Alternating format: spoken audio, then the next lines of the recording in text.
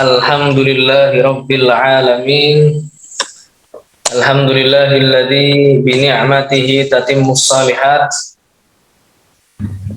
Alhamdulillahilladzi hadana li hadza wa ma kunna linahtadiya laula an hadallah. Asyhadu an la ilaha illallah wahdahu la syarikalah wa asyhadu anna sayyidana Muhammadan abduhu wa rasuluh alladzi la nabiyya wa la rasula ba'dah. Rabbi israh li sadri wa yassir li amri wahlul 'uqdatam min lisani yafqahu qawli. Wa ba'd. Yang saya hormati dan saya cintai karena Allah Subhanahu wa taala, Ustaz Imam Asy-Syafi'i LCMPD yang dimuliakan Allah, guru sekaligus pembimbing. Alhamdulillah yang saya cintai juga karena Allah tentunya teman-teman semua, para santri di sekolah SMPIT Al-Basirah.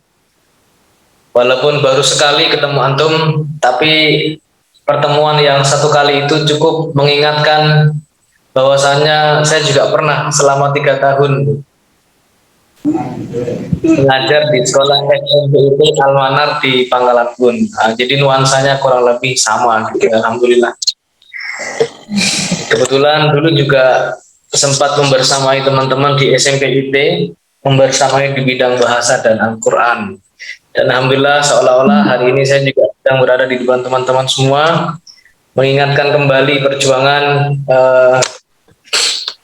menjadi bersama-sama menjadi ahlul Quran ya, yang dulu pernah punya pengalaman di sana. Alhamdulillah sekarang dikasih kesempatan untuk berkontribusi di pesantren ya, dengan sistem yang berbeda, namun pada hakikatnya sama, insya Allah menjadikan generasi kaum muslimin Indonesia menjadi generasi Qurani, generasi Rabbani, insya Allah. Kemudian yang kedua adalah salawat dan salam mari sama-sama kita sampaikan kepada kedua sanak kita, yaitu Nabi besar Muhammad SAW, kepada keluarga, sahabatnya, dan kita selaku umatnya tentu berharap agar kita mendapatkan syafaat dari Rasul SAW. Dan kita bersyukur kita termasuk di antara umat Nabi yang dicintai oleh Allah Subhanahu, dicintai oleh beliau. Bahkan sebelum wafat, kita lah gitu yang dirindukan oleh beliau. Nah, teman-teman semua yang dimuliakan Allah Subhanahu wa taala, ya. Bicara pemuda, maka tentunya kita semua ini masih muda ya. Nggak ada yang kecil lagi kan, nggak ada yang balita lagi nih, insya Allah kita semuanya udah pada muda, anak muda. Ya, anak muda yang apa namanya, kalau kata Syekh Yusuf Al-Qardawi itu, pemuda itu adalah suatu umur yang memiliki kehebatan tersendiri. Pemuda itu kalau kata Syekh Dr. Qardawi diibaratkan seperti matahari ini teman-teman. Jadi antum ini seperti matahari. Jadi maka usia antum, usia muda itu ibarat jam 12 siang. Ketika matahari bersinar ya kan, paling terang dan paling panas, itulah namanya anak-anak muda. Bergelora, semangat gitu ya, hangat ya, semangat kayak jam 12 siang. Bukan kayak menjelang subuh ya, tapi kayak jam 12 siang. Ini menggambarkan bahwasanya usia muda adalah usia yang sangat penuh dengan antusias gitu ya dalam menjalaninya. Sehingga definisi muda ini kalau kita lihat para ulama selisih ya, maksudnya ada yang mengatakan tolak ukurnya adalah usia ya, nomor usia, ada yang mengatakan justru yang dikatakan pemuda itu adalah semangatnya. Jadi berapapun usia, kalau semangatnya seperti jam 12 siang, dia layak disebut seorang pemuda. Alhamdulillah ya, kita diamanahkan di Himpunan Dai Muda Indonesia di Kalimantan Tengah, dan hari ini kita menghimpun seluruh anak muda supaya mereka menjadi anak-anak muda yang kalau bahasa Al-Siro ini anak-anak yang keren gitu ya. Keren itu seperti apa nanti akan kita jelaskan satu persatu. Teman-teman semua yang dimuliakan Allah Subhanahu wa taala ya, bahkan masa depan umat ini, masa depan bangsa ini, masa depan kesuksesan Islam itu ada di tangan anak-anak muda. Apa kata para ulama? Inna fi yadis syabab, inna fi yadis syubani amrul ummah, ya. Wa fi iqdamiha hayatuha. Sesungguhnya urusan umat ini berada di tangan para pemuda, dan kehidupan umat terdapat pada kemajuan pemudanya. Jadi kalau pemuda-pemuda kita sudah memenuhi standar keberhasilan, maka layak Indonesia mendapatkan apa namanya kesuksesan sebagaimana dulu Islam pernah mendapatkan kesuksesan berkat kontribusi anak-anak muda. Ini Masya Allah. Teman-teman semua yang dimuliakan Allah Subhanahu Wa Taala, coba kita lihat. Kalau bicara pemuda, maka tentu pemuda adalah merupakan unsur terdalam tinta emas sejarah umat Islam. Coba yang pertama, antum tentu ingat dengan seorang Usamah bin Zaid, ya. Usamah bin Zaid itu 18 tahun sudah memimpin pasukan yang anggotanya adalah para pembesar seperti Abu Bakar, Umar, ya, untuk menghadapi pasukan terbesar dan terkuat di masa itu. 18 tahun. Di sini berapa usianya nih? Ya. Kemudian ya di bawah 18 tahun ada Sa'ad bin Abi Waqqas. Oh, ini juga sahabat yang sangat luar biasa ya. Yang pertama kali melontarkan anak panah di jalan Allah, termasuk dari 6 orang yang diajak syura oleh Rasul Shallallahu Alaihi Wasallam. Itu juga waktu usianya masih muda. Kemudian yang lebih muda lagi itu ada namanya Arqam bin Abil Arqam. Coba nanti diingat-ingat ya teman-teman ya. Arqam bin Abil Arqam ini 16 tahun. Ini ya, 16 tahun ya seusia antum lah ya. Menjadikan rumahnya sebagai markas dakwah. Ya, rumahnya itu dijadikan markas dakwah oleh Rasulullah Shallallahu Alaihi Wasallam selama 13 tahun berturut-turut. Kemudian ada juga Zubair ibn al-Awwam. Ini lebih muda lagi. Usia 15 tahun, justru beliaulah yang pertama kali menghunuskan pedang di jalan Allah, kemudian diakui oleh Rasulullah Shallallahu Alaihi Wasallam sebagai hawarinya Nabi Shallallahu Alaihi Wasallam. Ya, sahabat apa namanya? Sahabat yang dekat dengan Nabi Shallallahu Alaihi Wasallam, penolong Nabi Shallallahu Alaihi Wasallam. Itu juga mereka masih muda. Kemudian ada juga Zaid bin Sabit, ya, penulis wahyu, itu juga ya sangat muda usianya teman-teman ya. Bahkan dalam 17 malam itu mampu menguasai bahasa Suryani sehingga menjadi penerjemahnya Rasul Shallallahu Alaihi Wasallam. Ya kalau kita di sini minimal bisa bahasa Arab dan bahasa Inggris, Masya Allah ya. Dan Zaid Sabit hafal Al-Quran dan ikut serta dalam kodifikasi Al-Quran. Yang pada Attab bin Usaid, ini 18 tahun, diangkat oleh Rasulullah SAW gubernur di Mekah di usia yang sangat muda. Nah ini Masya Allah ya, artinya kontribusi anak-anak muda pada zaman Nabi SAW itu sungguh sangat luar biasa. Bahkan tidak hanya berhenti di sana, itu juga dilanjutkan oleh generasi setelah Nabi SAW. Generasi kedua, generasi ketiga, ya. Kita juga kenal dengan seorang Umar bin Abdul Aziz. Hanya dalam waktu 2 tahun saja semasa kepemimpinannya mampu menghantarkan ya menjadi sebuah yang menjadi percontohan di dunia karena berhasil salah satunya dalam aspek ekonomi, dalam sektor ekonomi beliau mampu mengentaskan kemiskinan yang hanya dalam waktu 2 tahun saja. Ya Allah, Mu'adz bin Amr bin Jam'uh ya. Mu'adz bin Amr itu 13 tahun, kemudian Muawiyah bin Afra 14 tahun. Si pembunuh Abu Jahal itu ternyata juga anak muda yang berhasil membunuh jenderalnya kaum muslimin, kaum musyrikin adalah anak muda pada perang Badar. Kemudian Tolhah juga sama. Orang Arab yang paling mulia berbaiat untuk mati demi Rasul sallallahu alaihi wasallam pada perang Uhud dan menjadikan dirinya sebagai tamengnya Nabi, Tolhah bin Ubaidillah. Kemudian lanjut ke generasi berikutnya ada Muhammad Al-Fatih yang antum pasti hafal, bahkan sudah pernah tahu serial filmnya yang menaklukkan Konstantinopel, ibu kota Bizantium, pada saat para jenderal agung merasa sudah putus asa, kemudian cita-cita besar itu dilanjutkan oleh seorang anak muda. Bahkan ide-idenya, gagasan-gagasannya tidak pernah terfikirkan oleh kaum-kaum sebelumnya. Ini Masya Allah ya. Dalam keterjepitan justru muncul sebuah inspirasi ya, insi perjuangan yang membuahkan hasil yang sangat luar biasa. Ada Abdurrahman An-Nasir, 21 tahun. Ini pada masa pada masanya Andalusia mencapai puncak keemasannya, dia mampu menganulir berbagai pertikaian. Ini jadi pendamai, juru damai teman-teman semua. Dan yang terakhir yang saya ambil contohnya adalah Muhammad Al-Qasim, 17 tahun menaklukkan India sebagai seorang jenderal agung pada masanya.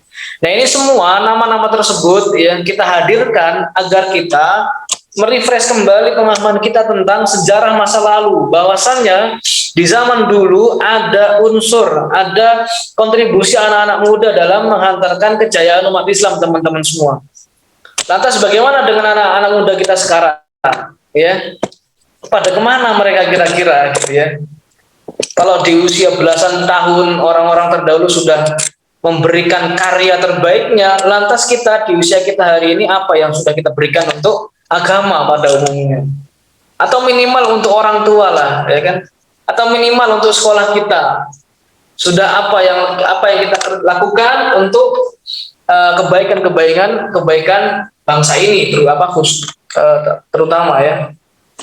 Nah, ini tentu menjadi catatan dan renungan kita bersama agar kita bisa mengambil keteladanan mengapa mereka bisa berhasil sedemikian itu.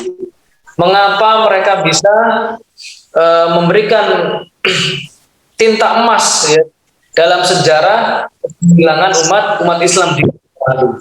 Terus kenapa kok hari ini, ya, anak-anak muda susah sekali untuk bercermin atau menduplikasi, ya, mengikuti apa yang telah dicontohkan oleh anak-anak muda pada masa dahulu. Yang insya Allah 2024 kalau kata Ustadz Syukro Muhab, ya, saya masih ingat waktu pertemuan dengan beliau di JSIT dulu, sekarang informasinya sudah ganti, ya, kepengurusannya. Ketemu dengan beliau mengatakan, insya Allah 2024 kata beliau. Wah, ini yang mengatakan Ustadz Syukro Muhab ini. Beliau mengatakan, insya Allah teman-teman semua 2024 kita akan saksikan bahwasanya Presiden Indonesia ini, ya kan, anak pesantren, ya, anak CSIT, ya, itu beliau mengatakan seperti itu. Kita aminkan, ya, mudah-mudahan di antara pemimpin-pemimpin harapan Indonesia nanti adalah banyak lahir dari sumber-sumber ilmu, yaitu dari pesantren dan SMPIT atau SMIT, insya Allah. Amin ya rabbal alamin. Teman-teman semua yang dimuliakan Allah Subhanahu Wa Taala, kalau kita lihat, ya, perkembangan zaman ini semakin hari semakin berkembang, semakin bertambah, ya kan, teknologi juga semakin berkembang, dan itu tentu memberikan pengaruh yang tidak sedikit, bahkan sangat banyak memberikan pengaruh terhadap perkembangan anak-anak muda, terutama di Indonesia nih teman-teman semua, ya. Bahkan peran pemuda semakin hari ini semakin memudar dan selalu menjadi objek penilaian negatif masyarakat. Betul nggak teman-teman, ya? Jadi peran pemuda itu semakin hari justru semakin menurun nih. Padahal kita akan menjemput bonus demografi yang mana jumlah anak muda itu melebihi jumlah orang-orang tua. Satu sisi ini ada sisi positifnya, artinya semakin hari nanti mudah-mudahan jumlah akademisi semakin banyak, gitu ya. Tapi sangat ironi ketika justru stigma yang muncul di masyarakat adalah negatif ketika berbicara tentang anak-anak muda. Bahkan ungkapan sebagian orang tua bahwa anak muda zaman ini selalu dianggap kurang berguna, lemah, gitu ya, pemalas. Artinya stigmanya negatif semuanya, gitu ya, kalau sudah bicara anak-anak muda nih teman-teman, ya. Bahkan ada istilahnya kaum muda proletar. Proletar itu istilah yang digunakan untuk mengidentifikasi sosial kelas rendah, gitu ya. Jadi kaum muda ini level rendah menjadi mayoritas pada zaman ini, nauzubillah. Bahkan sekarang kalau kita lihat konten-konten anfaidah justru banyak dipertontonkan generasi muda di sosial media, benar nggak teman-teman, ya? Kalau kita cari itu, ya, di YouTube saja atau di TikTok, itu kalau kita mau timbang, walaupun ada manfaatnya, tapi coba antum lihat yang sering sekali muncul di dinding-dinding, ya, apalagi yang di subscribe ya tentu otomatis muncul gitu ya. Itu apa? Banyak konten-konten ya, konten kreatornya memang anak-anak muda teman-teman semua. Tapi ya itu sangat sedikit konten-konten mereka yang berfaedah ya. Bahkan kalau channel-channel YouTube yang itu adalah segmennya itu akademisi ya, sekolah atau organisasi gitu ya, itu subscribernya nggak banyak gitu ya. Tidak sebanyak konten-konten yang isinya adalah tadi zuyyina linnasi hubbus syahwati minan nisa dan seterusnya itu ya. Ya kan, bahkan sekarang ada konten-konten yang porno gitu ya dan lain sebagainya. Itu mereka sudah tidak malu-malu lagi. Nauzubillah min dzalik. Belum yang konten food vloggernya. Waduh, itu sudah banyak sekali teman-teman semua. Nah, ini sesuatu gambaran ya, gambaran bahwasanya anak-anak muda pada masa ini perlu ya mendapatkan apa namanya suntikan-suntikan kesadaran gitu ya, suntikan-suntikan semangat ya, yang semangat itu tidak lain didapatkan di sekolah-sekolah sebagaimana antum hari ini ada di sekolah itu gitu ya, yang mereka nggak dapat tentang itu. Teman-teman semua yang dimuliakan Allah Subhanahu Wa Taala, ya apa sih kira-kira yang menyebabkan sampai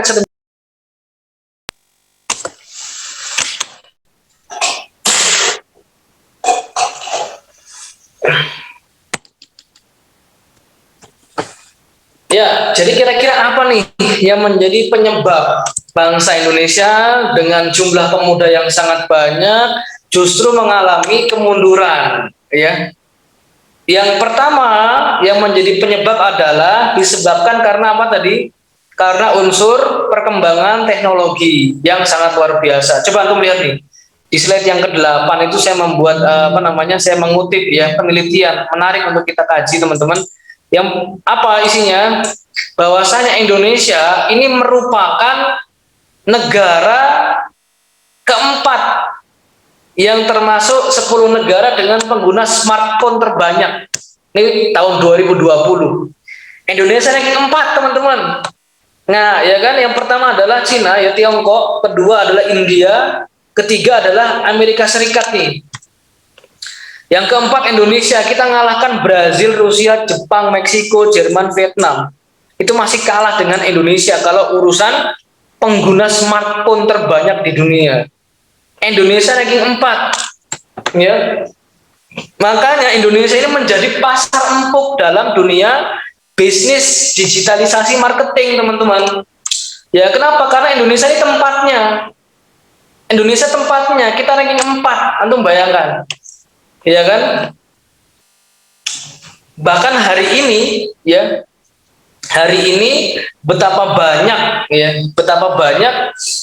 para pengusaha mikro atau pengusaha kecil itu usahanya kalah jauh dengan orang-orang yang secara teknologi mampu untuk mengendalikan itu. Dia punya ilmu digitalisasi marketing sehingga bisnis yang biasa-biasa saja namun dikemas dengan baik dan dipasarkan dengan smartphone, dipasarkan dengan internet, itu justru secara profit penghasilannya lebih besar daripada mereka-mereka yang tidak menggunakan fasilitas teknologi yang sedang berkembang saat ini, teman-teman semua. Ini juga menjadi catatan bersama buat kita.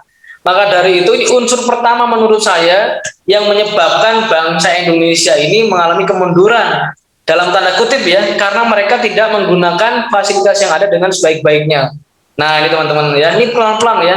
Saya buat slide banyak, tapi insya Allah akan saya sampaikan secara singkat. Nanti kita lebih banyak kontekstual ya. Kita melihat konteks-konteks yang sedang terjadi di Indonesia secara khusus. Yang berikutnya antum lihat coba. Ini Januari 2019 ya. Ini jumlah penduduk negara kita itu jumlahnya berapa, teman-teman? 268 juta sekian ya, 56% itu totalnya sampai 268 juta. Namun pengguna mobilenya, pengguna HP yaitu sebanyak 355 juta. Aneh gitu loh, populasinya cuma 268 tetapi pengguna smartphone itu lebih banyak gitu loh.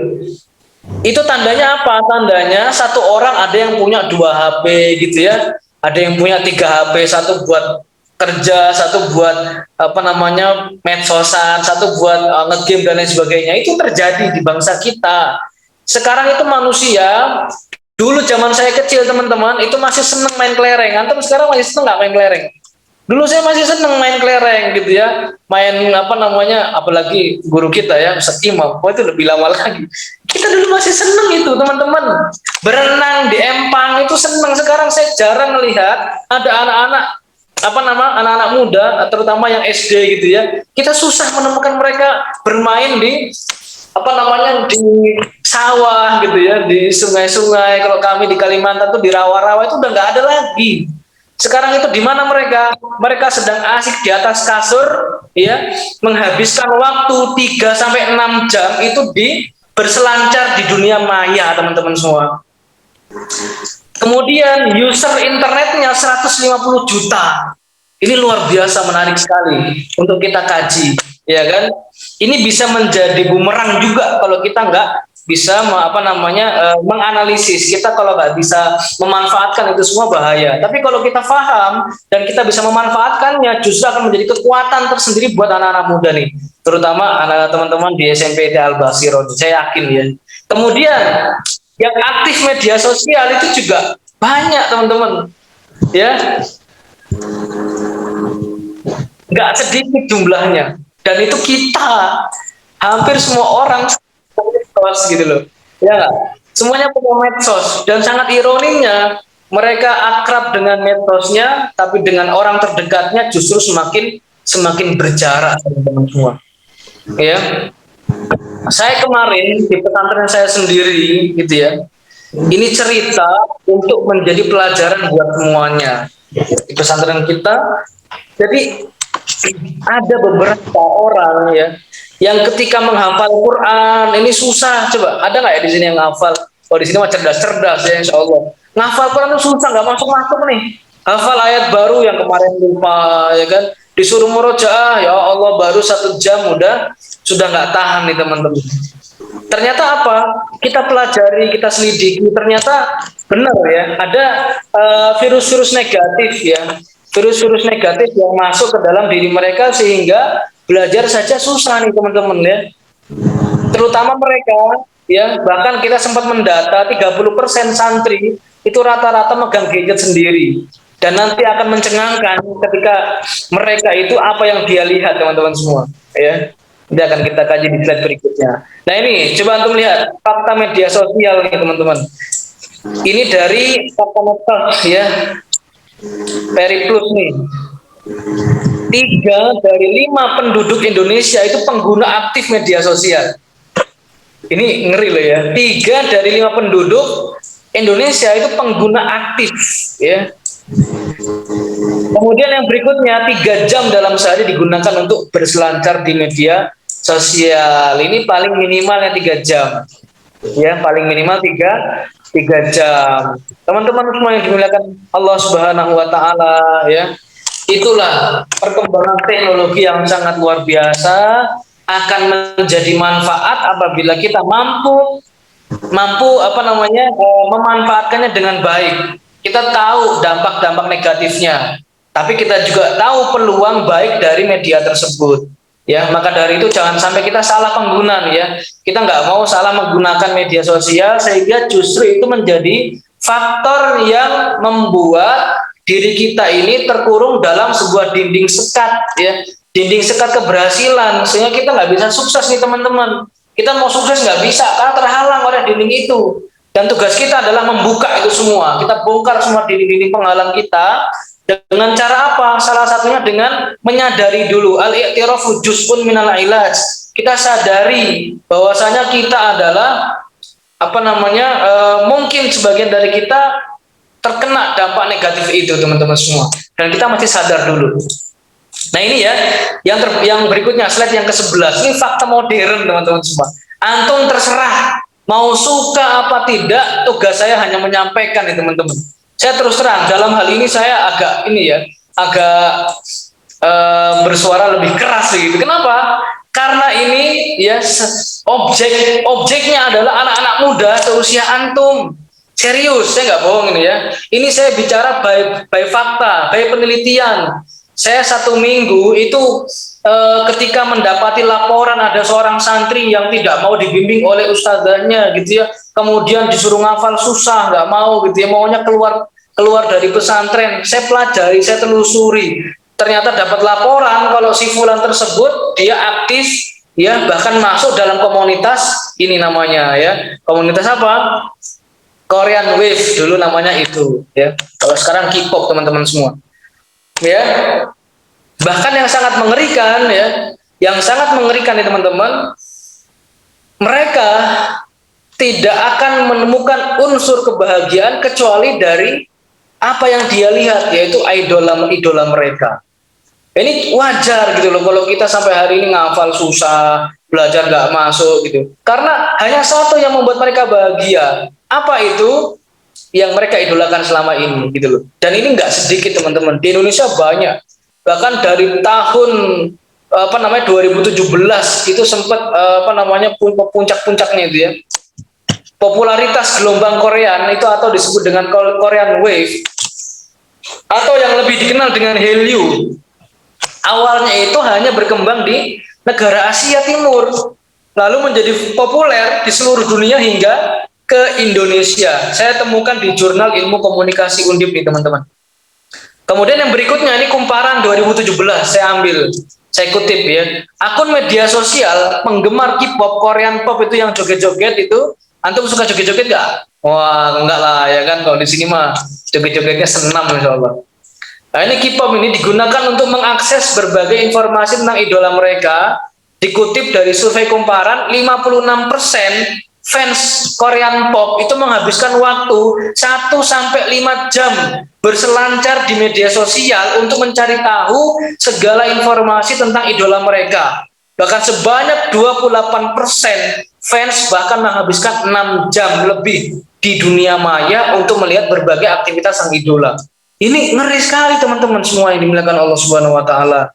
Ya kan, belajar jadi nggak fokus gitu ya. Dia lupa akan cita-citanya, bahkan mungkin mereka nggak punya harapan. Harapannya cuma satu, bisa bertemu dengan idola mereka. Ini serius, saya penasaran apa sih dampaknya, bahayanya dari fakta tersebut. Saya cari itu, alhamdulillah ketemu teman-teman, ketemu nih. Mudah-mudahan 5 penyakit ini itu tidak nyetrum dalam diri kita nih ya, mudah-mudahan tidak. Kalau sudah ada yang pernah kesetrum, ya, kalau sudah ada yang pernah kena virusnya, ayo segera kita hancurkan itu virus-virus itu ya, bareng-bareng nih, kita ikhtiar bareng-bareng. Bahkan di pondok saya di Usul Khotimah itu sekarang ustadz-ustadznya sedang fokus ke sana teman-teman semua. Bahkan di luar sana itu sampai ada komunitas tobat K-pop. Kenapa? Saking bahayanya. Bahkan untuk tobat tuh ada yang mengatakan nggak bisa ustadz, nggak bisa. Kita hanya bisa meninggalkan, tapi kita nggak bisa kalau suruh tobat. Sampai segitunya teman-teman. Saking bahayanya. Coba kita cek ya, apa saja bahayanya. Bahayanya ini apa aja nih. Ya, ini kita bicara pemuda keren ya, minimal kita tahu dulu apa sih yang menyebabkan pemuda-pemuda terdahulu itu keren gitu loh. Dan kenapa kita susah banget untuk jadi keren versi Islam, itu kenapa? Kita harus cari tahu. Kita cari dulu asal masalahnya apa. Sehingga kita melakukan ya pengobatan-pengobatan kalau itu diperlukan, kita minimal tahu gitu teman-teman semua ya. Penyakitnya yang pertama, dan terus terang alhamdulillah saya kemarin sudah lakukan identifikasi ke seluruh santri ya, dan alhamdulillah sudah ketahuan datanya, sudah kita pegang dan akan kita tindak lanjuti. Sehingga program berikutnya adalah mensinergikan, mensinkronkan antara sekolah, wali santri dan lingkungan. Nah ini kalau urusan integrasi tiga hal ini saya temukan lama di JSIT mensinkronkan antara pesantren, rumah dengan lingkungan, dan ini juga akan kita lakukan. Kenapa? Karena penting sekali teman-teman ya, karena tidak hanya sekolah yang berkewajiban, tapi justru di rumah juga lebih penting, bahkan lingkungannya juga penting untuk melakukan integrasi di antara ketiga-tiganya. Ya, teman-teman semua yang dimuliakan Allah Subhanahu wa taala, yang pertama adalah ya, terlepas dari perkembangan yang sangat brutal ini yang munculnya, ya minimal kita tahu dulu lah, minimal kita tahu penyakitnya apa ya, dampak buruknya apa, sehingga kita bisa berhati-hati dalam bermedsos. berhati-hati dalam menggunakan gadget terutama. Yang pertama adalah celebrity worship syndrome. Apa itu teman-teman? Penyakit yang pertama namanya apa? Celebrity worship syndrome. Seorang individu menjadi terobsesi kepada seseorang atau beberapa selebriti serta menjadi tertarik dengan kehidupan sang selebriti, sang idola. Dia akan follow Twitternya, dia akan follow Instagramnya, dia akan follow Facebooknya dan semuanya. TikToknya akan di follow, ya kan? Bahkan dia akan yang senantiasa muncul pertama di dinding, di dashboard HP-nya adalah info tentang mereka, teman-teman. Coba untuk melihat, ya kan? Ini saya kutip gambar-gambarnya nih. Nah ini coba untuk perhatikan. Ini salah satu contoh, ya. Salah satu contoh mereka yang sudah terkena penyakit ini. Bahkan tingkatan yang paling parah nih teman-teman, sindrom ini adalah menganggap sang idola itu akan membantunya. Ini kan apa nggak sama aja dengan syirik sama Allah? Kita sudah nggak mau bergantung lagi nih sama Allah Subhanahu Wa Taala. Asal kita lagi futur, yang dicari bukan Allah gitu loh. Yang dicari justru idola mereka. Lagi malas, lagi suntuk, ya. Lagi malas, lagi suntuk, yang dicari siapa? Lagi-lagi kita buka medsosnya, kemudian yang dicari adalah informasi seputar mereka.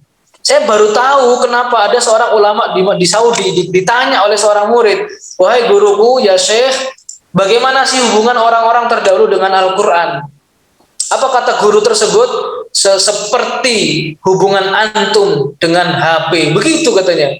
Ternyata, ya Allah, hubungan orang-orang terdahulu, hubungan generasi-generasi Quran terdahulu, ketika bermuamalah dengan Quran itu sebagaimana kita dekat dengan HP sekarang. Itu artinya sindiran sangat keras bahwasanya hari ini kebalik, justru kita lebih lama dengan gadget daripada dengan unsur-unsur terpenting dalam hidup manusia, yaitu Al-Quran.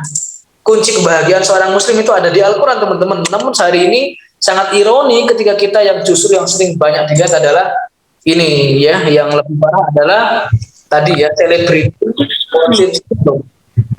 ya, dan bahkan tadi idola akan senang jika mereka masuk menjadi bagian dari keluarganya. Ini kan aneh. Kalau kita bilang ini adalah gila, ini kegilaan yang pertama dari para penderita penyakit ini, teman-teman. Masa yang mereka merasa bahwasanya idola mereka mengenal mereka, merasa senang gitu ya. Kalau kita menjadi bagian dari keluarganya, Masya Allah. Ya, bahkan nih orang yang kena penyakit ini ciri-cirinya apa? Dia tidak akan rela kalau idolanya itu dihina, dikata-katai oleh orang lain. Masya Allah, saya pernah waktu ngisi seminar kepemudaan di ini ya, di teman-teman di Kalteng itu ada seorang seusia SMA lah, perempuan tanya ke saya, kenapa sih Ustadz selalu kami yang diserang gitu ya, bahasanya begitu ya. Ada kok orang-orang yang ada kok orang-orang yang hobi nonton K-pop tapi hafal Quran. Dijawab seperti itu, teman-teman. Antum bayangkan. Langsung saya jawab, kalau hanya hafal Quran, jadi orang-orang orientalis itu lebih hafal, lebih mungkin hafalannya. Kalau hanya sekedar hafal, tapi tujuan kita, prestasi itu bukan ada pada hafalnya, teman-teman. Prestasi itu ada pada sejauh mana kita dekat dengan Al-Quran, ya. Orang kalau sudah pernah hafal, kemudian kalau tidak dekat lagi dengan Quran, maka itu bukan prestasi. Justru itu sangat bahaya buat dirinya, teman-teman semua. Karena prestasi itu ada sejauh mana ia muncul dalam dirinya itu energi Qurani. Dan itu yang nggak didapatkan dari para pecandu yang seperti ini. Mereka hafal, iya hafal. Tapi apakah mereka lebih dekat dengan Al-Quran daripada yang lain? Yang pertama, yang kedua, teman-teman semua, ya, orang yang kecanduan Korean pop, penyakit berikutnya adalah pembelian kompulsif. Maksudnya apa? Ini lihat antum gambarnya nih. Ya, ini ada saya screenshot nih ya. Ya, terus terang nih, hasil screenshotan. Apa kata mereka yang para K-popers itu? Dia akan beli merchandise-nya. Dia akan beli minimal albumnya, bahkan aksesoris lain, tanpa memikirkan itu uang dari mana, tanpa memikirkan itu uang orang tua, teman-teman semua. Ya kan? Coba lihat itu statusnya itu. Dapetin kamu tuh susah tahu, gitu ya. Ini mau cari apa nih? Gambar apa yang dia cari, ya kan?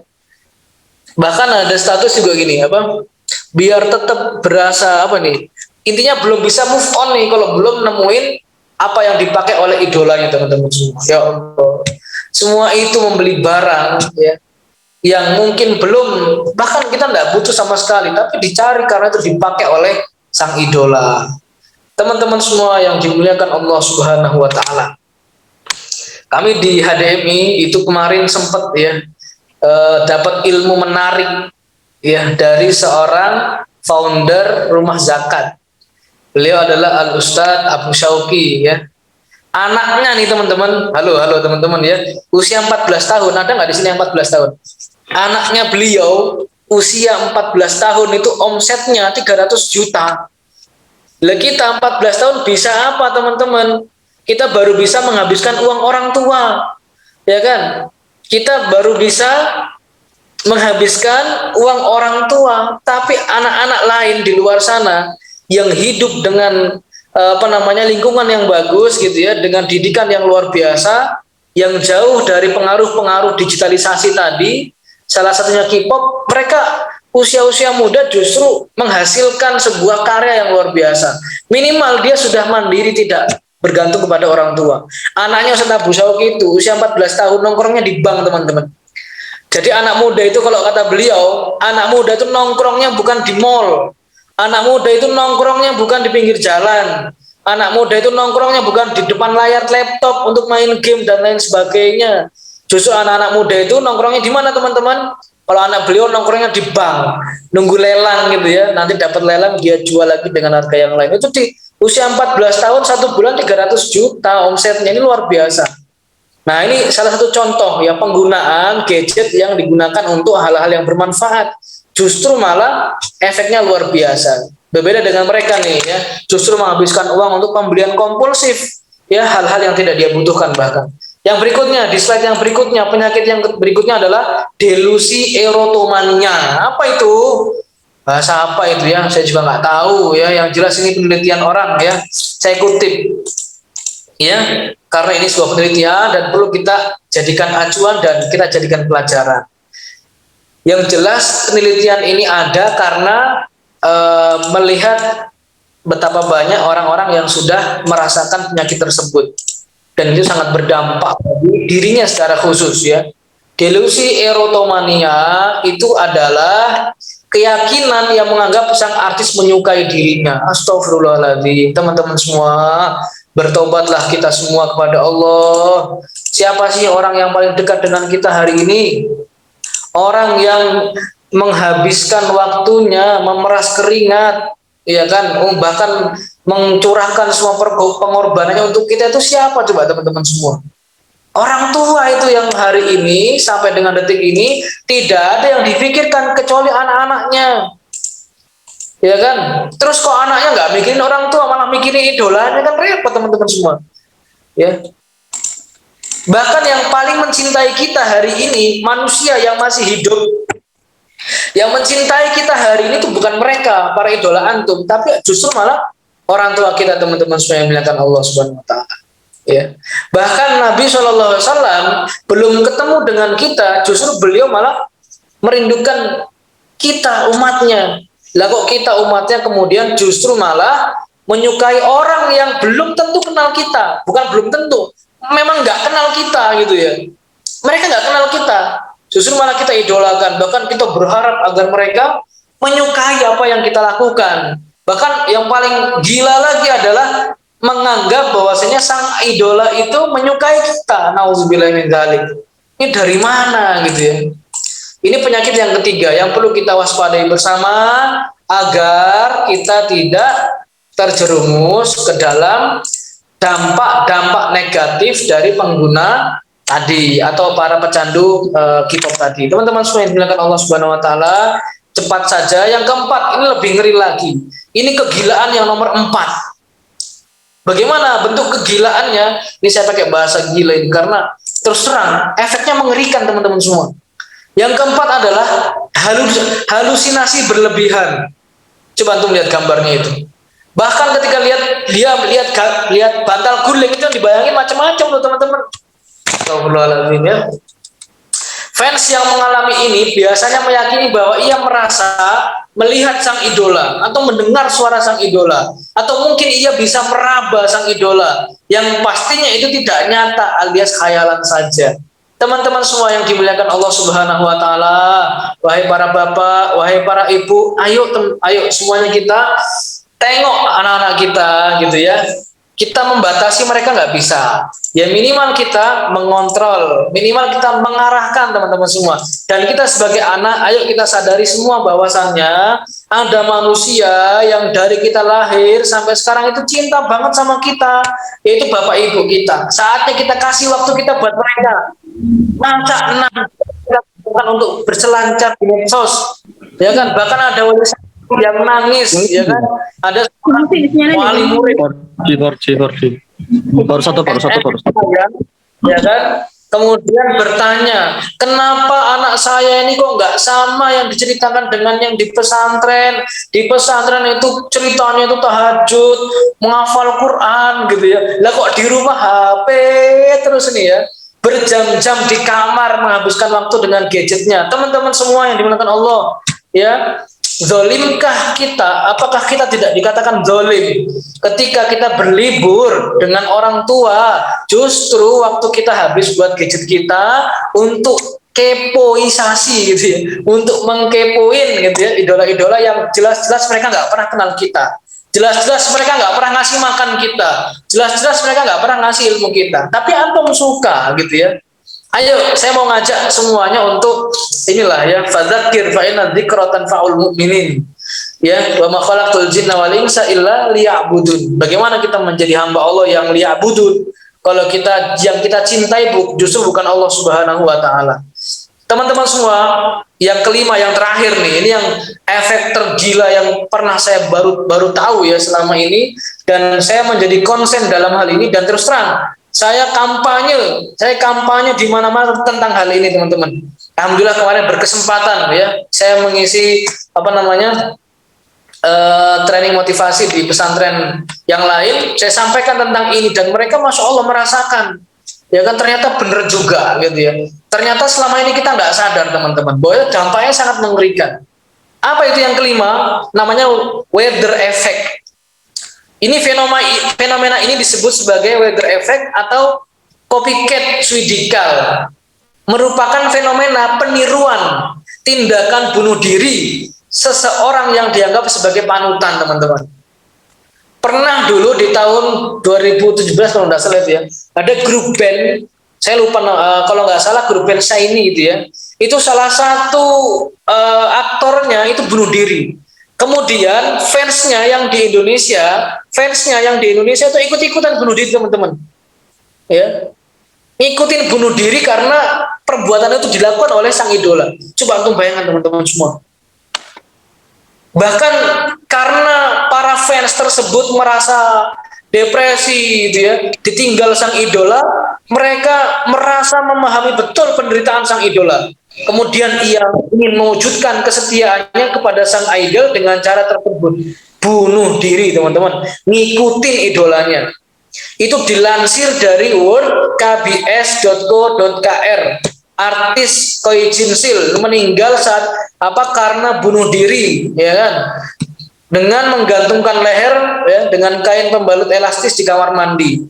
Serta aktor, susah juga namanya ini ya, yang bunuh diri dengan menghirup gas briket, kemudian diikuti oleh fans dengan cara yang sama, teman-teman.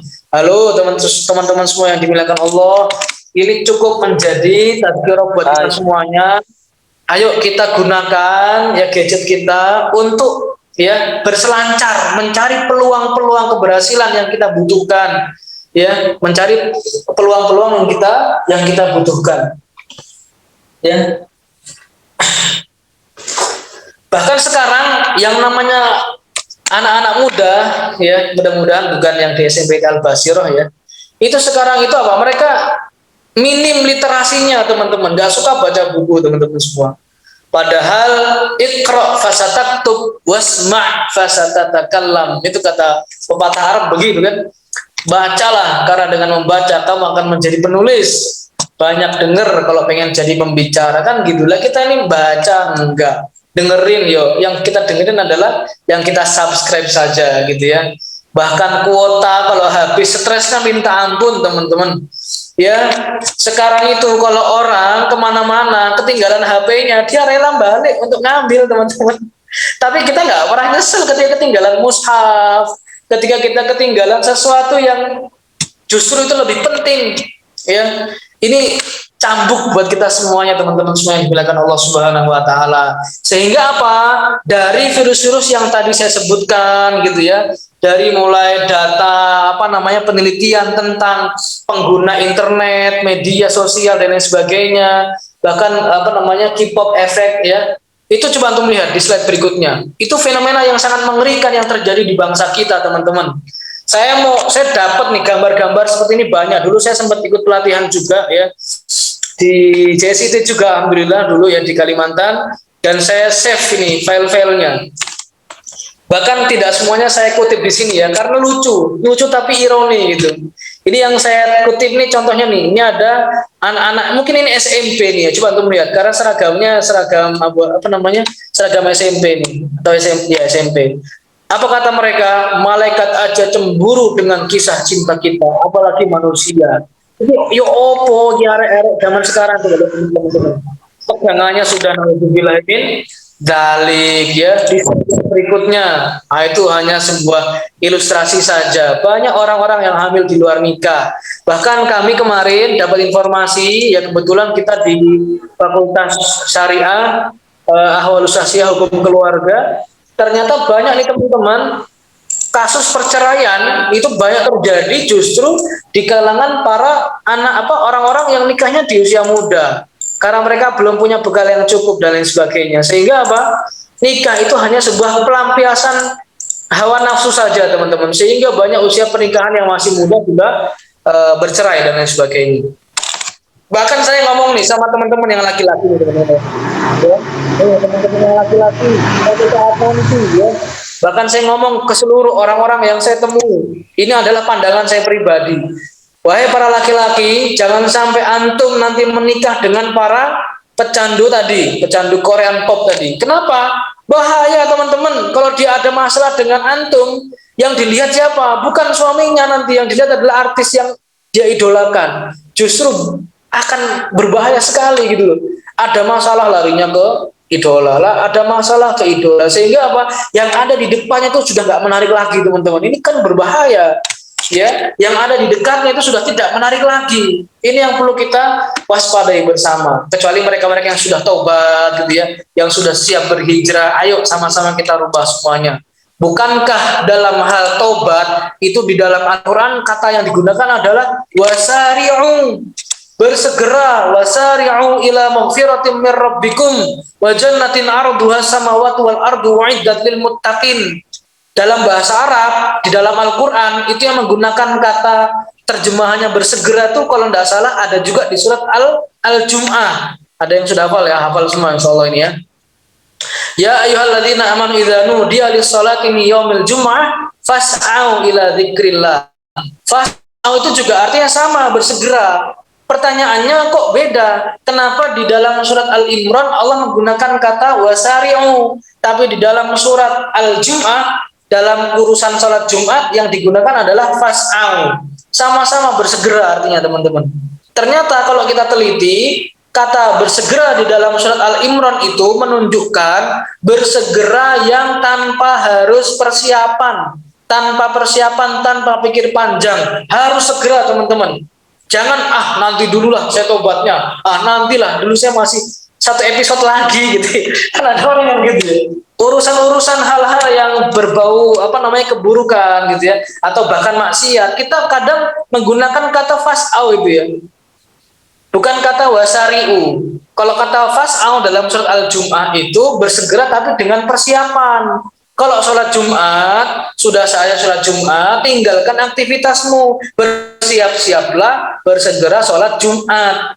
Kalau sholat Jumat nggak pakai persiapan, repot nanti teman-teman. Ada orang lagi nyangkul di sawah gitu, kemudian gara-gara ayat itu langsung bersegera ke masjid, kan repot kalau nggak persiapan dulu, nanti celananya kotor dan lain sebagainya. Makanya dalam surat Ali Imran menggunakan kata wasari'u, itu tandanya apa? Supaya kita bersegera, nggak usah pakai mikir-mikir lagi.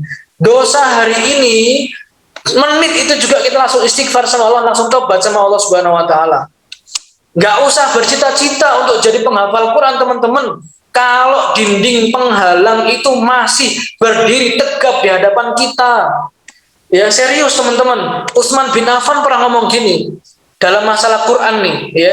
Apa kata Utsman bin Affan? Lau tahurat qulubukum ma syabi'tum min kalami rabbikum.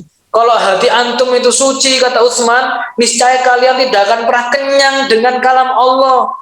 Lah kita baru sahalaman wis ngantuk epol, wis mari ngono subuh. Waduh, wis tambah ngantuk gitu ya. Coba antum lihat. Kata Utsman bin Affan, kalau hati kita ini bersih, teman-teman, kita nggak bakal kenyang sama kalam Allah, kita nggak bakal kenyang sama Quran.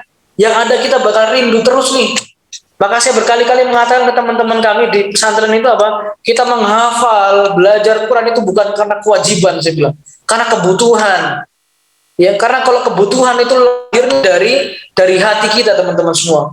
Tapi kalau kewajiban itu seolah-olah kita mengalaminya penuh dengan berat gitu ya. Sesuatu itu kalau dianggap suatu kewajiban itu berat, tapi kalau sudah kebutuhan, tanpa disuruh oleh ustadz, tanpa disuruh oleh orang tua, tanpa disuruh oleh aturan, kita akan gerak sendiri, membangun kesadaran, ya, walaupun terkadang memang perlu dipaksa di awalnya. Teman-teman semua yang dilakukan Allah Subhanahu wa taala, berhentilah antum dengan cita-cita antum kalau masih ada dinding tembok tebal dan tinggi yang itu menjadi penghalang keberhasilan kita. Dinding itu tidak lain adalah tadi faktor-faktor yang menjadi penghambat keberhasilan kita, begitu teman-teman. Ya, saya belajar ilmu mindset itu dari tahun 2015 sampai sekarang. Ya, menarik nih teman-teman semua ya. Dan ini menjadi statement closing saya nanti di kajian sore hari ini. Ya, satu kata yang paling penting dalam keberhasilan kita adalah attitude, teman-teman semua. Attitude itu apa? Attitude itu adalah keinginan.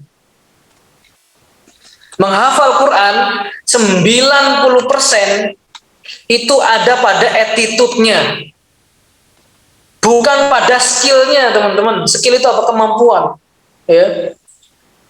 Kalau menghafal Quran itu berdasarkan skill, harusnya kita lebih cerdas daripada orang yang secara skill justru tidak sempurna. Ada orang yang buta tapi hafal Quran. Itu kalau skill. Tapi mohon maaf, keberhasilan itu ditentukan bukan by skill, tapi by attitude. Keinginan yang kuat, aspek spiritual yang kuat, teman-teman semua. Ya, nanti akan kita perjelas di set berikutnya.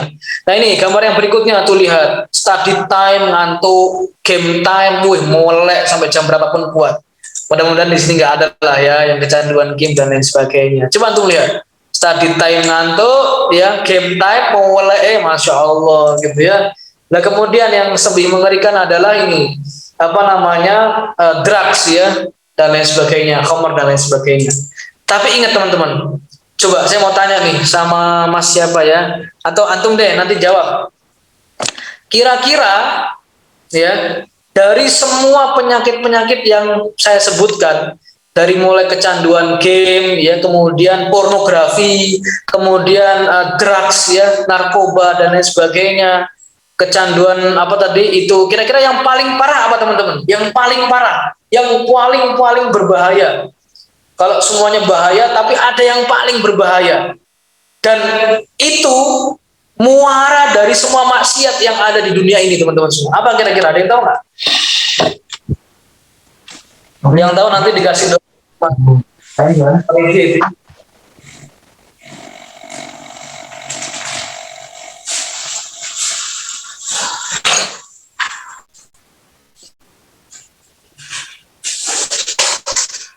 Ada yang tahu teman-teman? Kira-kira apa yang paling dangerous? Apa yang paling bahaya?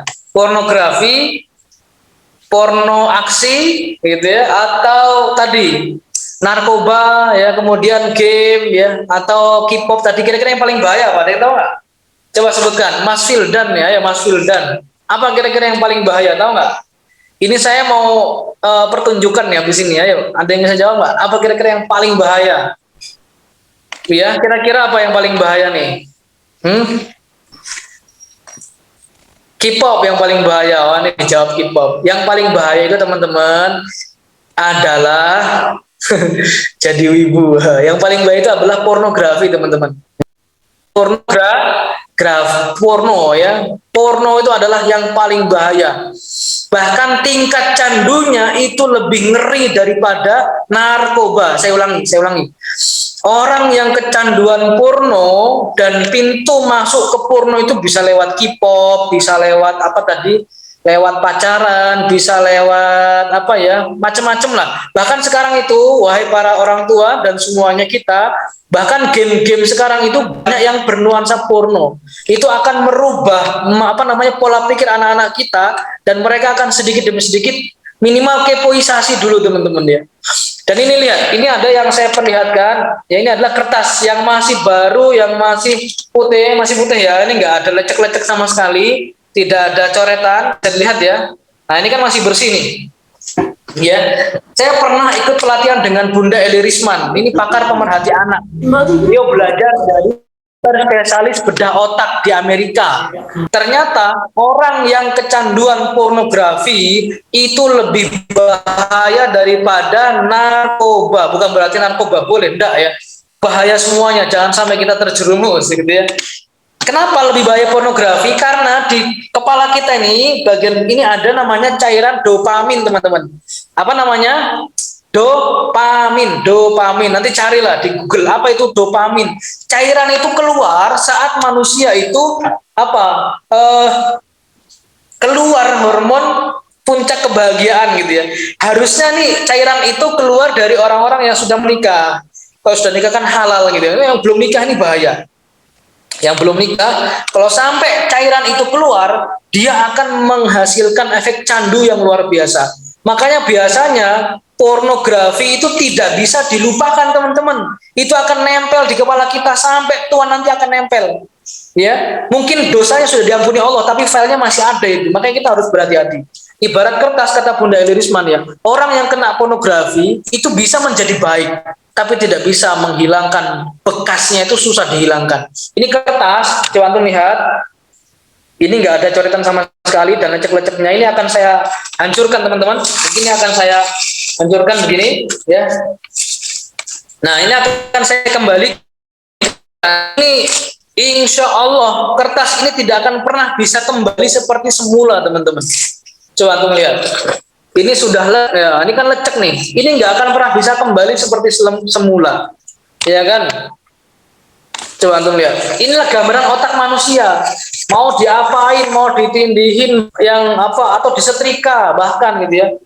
Ini masih tetap akan ada bekasnya, ya.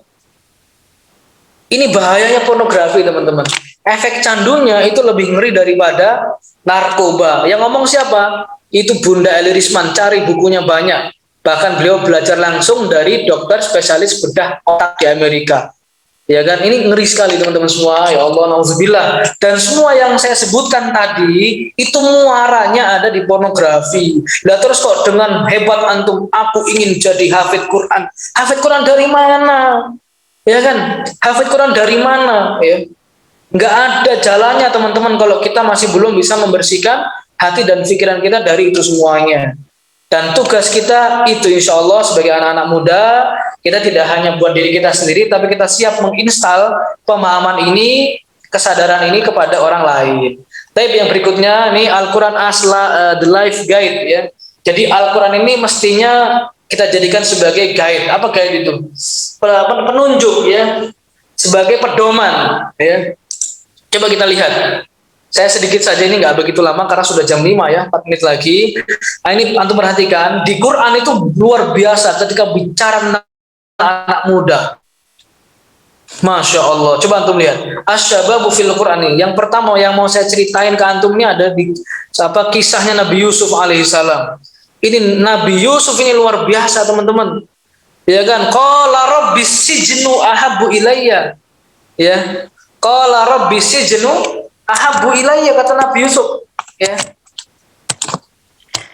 ilayya mimma yad'unani ilaihi wa illa tasrif anni kaidahunna asbu ilaihinna wa akum minal jahilin. Ketika diajak berzina oleh seorang wanita terpandang, istri raja, apa jawabannya? Inni akhafullah, kata Nabi Yusuf. Waduh, kalau sekarang mencari pemuda yang inni akhafullah itu luar biasa. Mungkin kita akan temukan nanti di ini ya, di alumni-alumni SMPT Al-Basirah. Amin. Ya. Itu kisah Nabi Yusuf yang tidak pernah goyah dengan ajakan rayuan, ya. Seorang wanita terpandang, bahkan cantik teman-teman semua, ya. Artinya kejernihan hati beliau dan pikiran beliau itulah yang menghantarkan beliau mendapatkan sebuah kemuliaan yang luar biasa, ya, baik di mata manusia dan tentunya di mata Allah Subhanahu wa taala. Di mata manusia, beliau dihantarkan menjadi seorang raja setelah mengalami timpaan, ya, ujian yang sangat luar biasa, ujian keimanan, ya, ujian fisik dan lain sebagainya. Belum lagi ada namanya Nabi Ismail. Beliau di waktu kecil sudah membantu ayahnya membangun Ka'bah. Ya malu ma'awalidihi ala bina ibaitillahil haram wa huwa syabun shaghirun. Masih kecil teman-teman semua. Ayo dong kita bantu bapak ibu kita, ya kan, bantu. Coba saya kemarin berhasil membuat teman-teman mengeluarkan air mata itu, ya. Apa yang saya katakan ke mereka? Bayangkan gara-gara kita sekolah, orang tua itu rela sampai hari ini mereka belum daftar haji. Karena uangnya buat apa? Buat kita teman-teman. Masya Allah, mereka berkorban untuk anaknya nomor satu. Maka tidak ada kata lain selain kita akan bantu mereka, gitu ya. Kita akan bantu mereka sebagai wujud cinta kita kepada kedua orang tua kita. Antum tahu teman-teman, satu hentakan nafas pun ketika ibu kita melahirkan tidak akan pernah bisa dikasih, tidak akan pernah bisa ada harganya itu, ya. Tidak akan pernah ada harganya, itu sangat mahal, tidak akan pernah bisa dibayar dengan harta sekalipun. Satu hentakan nafas saja, ya, saat melahirkan. Setidaknya kita membuat mereka tersenyum dengan prestasi Quran kita, dengan prestasi akademik kita, ya, dengan cita-cita yang sedikit demi sedikit akan kita wujudkan, ya, dan kita berharap, ya Allah, berikanlah orang tua kami usia yang panjang dan barokah sehingga mereka bisa menyaksikan kami menjadi anak-anak mereka yang sukses. Begitu teman-teman semua. Nabi Ibrahim, ini Nabi Ibrahim lebih ngeri lagi, ya. Di saat mudanya beliau, ya, menjadi dai, ya, dai yang sangat heroik. Hina mahattamal asnama thumma 'allaqal fa'sa fi 'unuqi kabirihim. Beliau menghancurkan semua patung, ya, kemudian menggantungkan kampaknya di leher patung paling besar. Ketika ditanya siapa yang menghancurkan, itu patung yang paling besar. Ini keren sekali Nabi Ibrahim, ya. Logikanya luar biasa, kemudian keberaniannya luar biasa. Bahkan mereka mengatakan qalu, ya, qalu mereka, ya, orang-orang kafir, ya. Sami'na fata yadhkuruhum yuqalu lahu Ibrahim. Wah, Masya Allah, ini luar biasa. Belum kisah Ashabul Ukhdudnya, belum kisah Ashabul Kahfi, dan mereka semua itu adalah gambaran karakter anak-anak muda yang sangat luar biasa. Ya, teman-teman semua yang dimuliakan Allah, yang slide berikutnya, ya. Pemuda keren itu apa sih? Yang pertama, dia tahu potensinya, ya. Kemudian berkontribusi tanpa pamrih, nggak gampang baper teman-teman semua, dikit-dikit baper, nggak bisa seperti itu, ya. Karena pemuda itu harus tahu potensinya dan dia bekerja, beramal, belajar bukan karena siapapun tapi karena Allah Subhanahu wa taala. Dia juga bekerja keras, dia juga terbuka dan siap berdiskusi. Nah, ini anak-anak muda nih teman-teman semua, ya. Kemudian yang kedua, cepat saja, pemuda keren itu seperti apa? Selain dia tahu potensi, dia juga tahu tujuan hidupnya, teman-teman. Tujuan antum itu apa? Tujuan hidup kita itu apa, teman-teman? Harus jelas. Ini saya sedang baca buku Cash Flow Quadrant, ya, yang ditulis oleh orang paling nomor satu di Amerika Serikat dulu, ya, Robert Kiyosaki. Ide-idenya sangat brilian.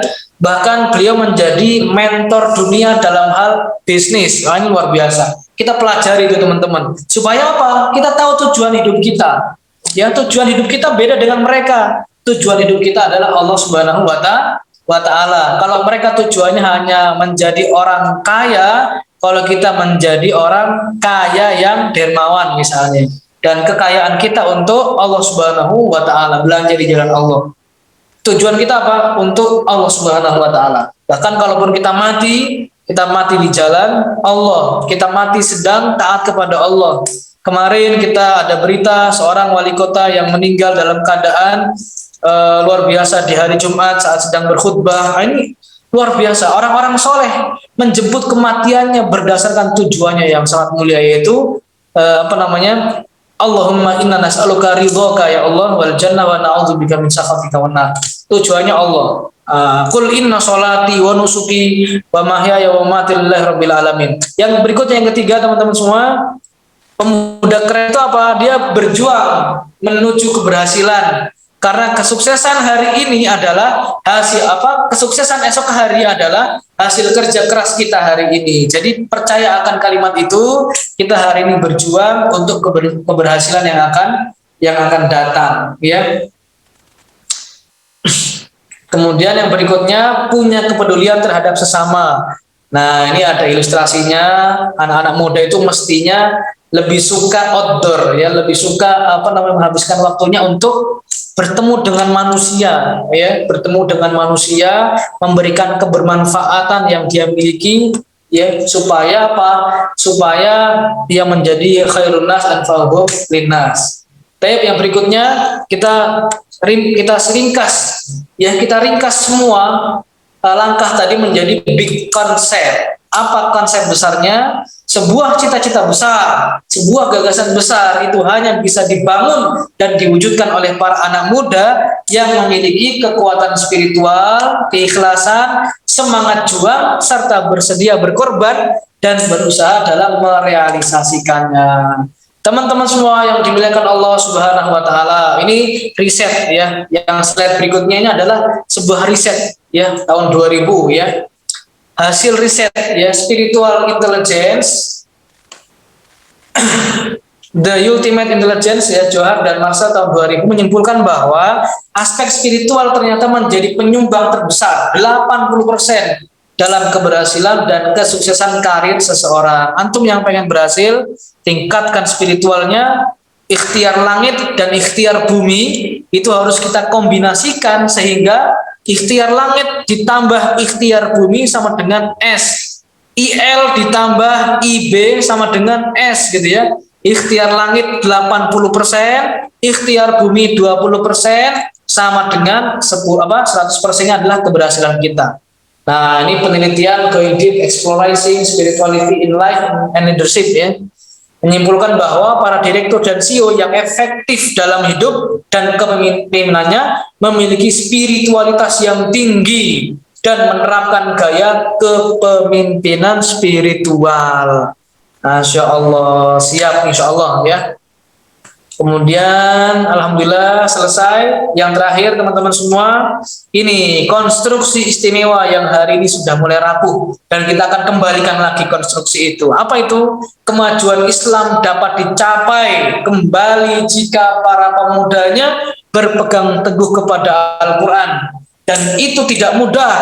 Syaratnya kita harus menghancurkan dulu dinding tebal yang tinggi tadi dari berbagai macam aspek penghalang tadi, ya, dari mulai pornografi, porno aksi, narkoba dan sebagainya. Yang kedua, antum lihat tokoh-tokoh agung seperti Imam Syafi'i, Imam An-Nawawi, Imam Al-Ghazali, Imam Ahmad bin Hanbal, Ibnu Hajar Al-Asqalani, Imam Bukhari, Imam Muslim dan lain sebagainya merupakan sedikit di antara banyaknya cendekiawan Muslim yang hafal dan menguasai Al-Quran sejak belia. Sekarang mudah-mudahan akan bermunculan kembali Al-Khwarizm, Al-Birruni, Al-Battani, ya, dan lain sebagainya.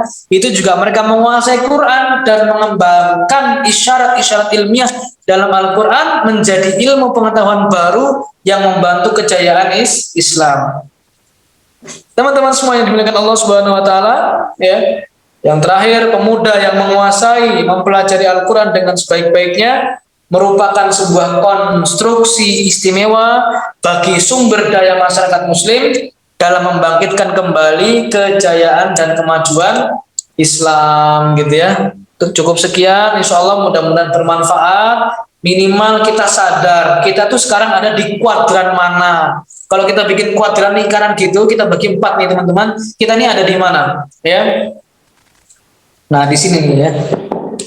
kira-kira kita ada di kuadran yang lemah gitu ya, atau yang biasa-biasa aja, apa yang kuat atau yang sudah istimewa nih teman-teman. Nah, kita ada di mana kira-kira? Kalau kita ada di kuadran yang tadi yang lemah ya, maka kita harus sadar apa yang membuat kita lemah hari ini. Apa yang membuat kita lemah?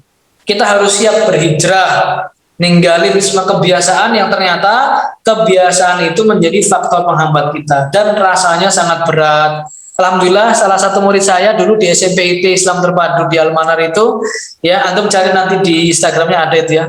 Dia sampai japri saya itu, Ustadz, saya kalau disuruh tobat dari K-pop susah Ustadz. Tapi alhamdulillah saya sudah berhasil pelan-pelan meninggalkan dan sekarang dia menjadi penulis nih teman-teman. Tulisannya sudah banyak tentang puisi. Ya ini menarik ya. Jadi dia apa? Dia gunakan sarana yang biasa dia gunakan untuk apa namanya untuk melemahkan dirinya, justru dia ganti itu, dia ganti fungsinya menjadi apa, menjadi langkah-langkah yang sangat lebih bermanfaat.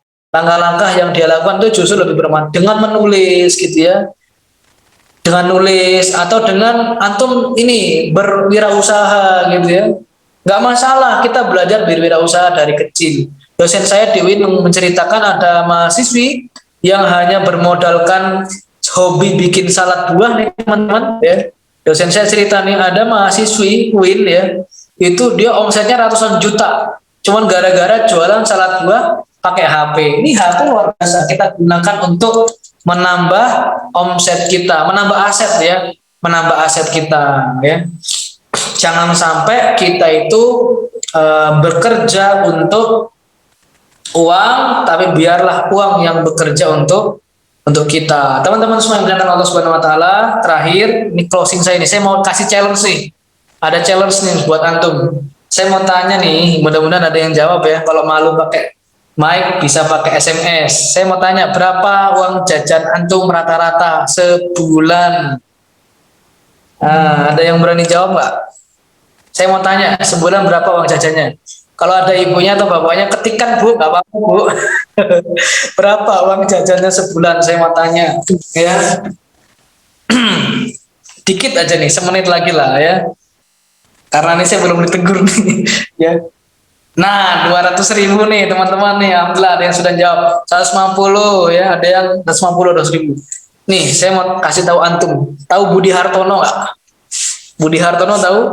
Orang terkaya di Indonesia hari ini teman-teman, ya. Atau kalau yang Budi Hartono kan ketinggian, atau ada yang di bawahnya tuh, ada Pak Khairul Tanjung, ya. Antum baca buku Si Anak Singkong atau buku ini, buku yang saya baca ini buku karangan Robert Kiyosaki nih teman-teman, tentang cash flow kuadran. Antum baca nanti antum akan terhipnotis dengan bahasa-bahasa yang luar biasa. Orang sukses itu, perhatikan ya, mungkin ini bahasanya agak ini ya, tapi saya pikir insya Allah mudah dipahami. Orang sukses itu, dia akan lebih berfokus kepada membangun aset. Sedangkan orang gagal itu, kebanyakan fokusnya justru membangun liabilities. Berarti yang pertama apa tadi? Ada kosakata aset, yang kedua apa? Liabilities. Tulisannya TS gitu ya, liabilities. Coba saya mau tanya sama Mas Haidar ya. Ini yang ada di, saya pakai HP, jadi yang kelihatan nama antum ini. Saya mau tanya, rumah mewah itu aset atau bukan?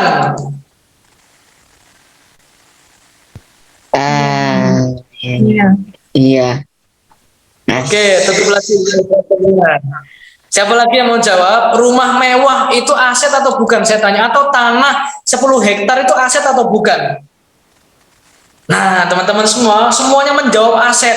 Dan saya mau katakan, antum semua keliru hari ini. Kalau mengatakan rumah mewah itu aset. Ya, kata beliau nih, kata Robert Kiyosaki, ya, beliau mengatakan sesuatu, ya, atau harta, atau obligasi, surat penting, atau tanah, atau rumah mewah, kalau justru keberadaannya itu menambah pengeluaran, itu bukan aset namanya teman-teman. Paham ya? Kalau rumah itu justru malah antum ngeluarin duit buat kerawat gitu ya, mobil Pajero Sport, aset bukan? Itu bukan aset kalau justru antum mengeluarkan uang untuk itu. Itu namanya liabilities. Aset itu apa? Aset itu ketika rumah itu justru menghasilkan uang. Nah, itu disebut aset namanya. Contoh, ya rumah mewah yang dikontrakin, disewakan. Nah, itu namanya aset. Tapi kalau justru harta antum itu mengeluarkan tambahan harta lain untuk merawat, itu bukan aset. Nah, itu salah satu ilmu yang tidak kita dapatkan kalau kita nggak banyak baca. Teman-teman semua yang dimuliakan Allah Subhanahu wa taala, ya mudah-mudahan ini bermanfaat. Ayo fokus membangun aset. Uang 200.000, saya tantang nih. Mau nggak 200.000 kita simpan untuk membangun bisnis di masa depan antum nanti? Saya dulu uang jajan 50.000 teman-teman, gocap, kalau nggak tahu 50.000, gocap, seket, bahasa Malangnya seket ya.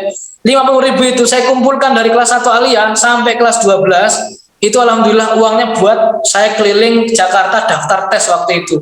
Bahkan orang tua saya nggak tahu kalau saya sudah ikut tes dan saya lulus waktu itu. Alhamdulillah tinggal di Libya yang saya belum coba waktu itu ya, karena ijazahnya belum keluar. Jadi kita cuma nyoba Mesir, Sudan, Anu Aimi dulu ya. Keterima, orang tua saya bingung, uang dari mana kamu ke Jakarta? Alhamdulillah Pak, alhamdulillah Bu, uang 50.000 dulu saya kumpulkan, saya potong buat beli sabun, odol dan lain sebagainya, sisanya saya tabung. Sampai sempat dapat 1.700.000-an waktu itu ya. Zaman itu teman-teman semua, uang dikasih orang tuh nggak pernah saya makan gitu ya. Nah ini juga dialami oleh Pak Budi Hartono itu. Berbulan-bulan, 3 bulan, rela makan sayur bening. Rela makan sayur bening supaya apa? Dia punya modal untuk bangun usaha, teman-teman. Saya mau tanya, orang terkaya di dunia sekarang siapa? Orang Cina, teman-teman, orang Tiongkok, teman-teman ya. Dan mereka matanya sipit. Matanya sipit. Kenapa sipit? Ya orang Cina melihat uang itu nggak pakai mata, teman-teman. Mereka melihat uang itu pakai pikiran. Gimana uang 100.000 jadi 1 juta? Gimana uang 1 juta jadi 10 juta? Gimana uang 10 juta jadi 100 juta? Kalau kita orang Indonesia ngelihat duit 100.000 yang kebayang pentol semangkok, teman-teman. Itulah yang membedakan kita. Kenapa kita itu orang kaya di negara kita bisa dihitung. Ya bahkan orang muslimnya itu yang muzak itu baru 10%, nggak nyampe. Ya Allah, ini cambukan keras buat kita semuanya agar anak-anak muda ini kita harus sadar. Jangan kebanyakan menghabiskan waktu di depan layar laptop untuk nonton seri-seri drama yang banyak. Kan bagus Ustadz, itu kan tentang pendidikan. Pentingan mana? Ya kalau saya lebih penting membangun aset daripada kita menghabiskan waktu untuk bermelo-melo, mengeluarkan air mata di depan layar, teman-teman. Ya, antum, masya Allah, antum adalah aset umat ini, maka tidak ada kata lain selain kita harus lebih antusias, ya, lebih semangat untuk memikirkan kontribusi apa yang kita berikan nanti buat agama ini. Syukran, mohon maaf atas waktu yang kelamaan. Wassalamualaikum warahmatullahi wabarakatuh. Waalaikumsalam warahmatullahi wabarakatuh. Masya Allah. Barakallahu fikum, jazakumullah khairan katsira ya Ustaz Taufik yang telah banyak memberikan inspirasi ya, motivasi kepada kita semuanya. Jadi beliau yang backgroundnya yang syar'i, tapi dalam hal pengetahuan terkait dengan fenomena anak muda, kemudian juga kaitannya dengan masalah keuangan, masalah bisnis, beliau alhamdulillah ya luar biasa mengikutinya dengan baik ya, Masya Allah. Baiklah anak-anakku sekalian, sekarang menunjukkan jam 17:15. Mari kita teruskan waktu sedikit, mungkin 10 menit ya, karena maghrib sekarang jam 17:45, jadi masih ada waktu untuk dialog atau tanya jawab. Mungkin sebelumnya barangkali dari Ibu Kepala Asrama ada 1-2 kata yang ingin disampaikan. Saya persilahkan.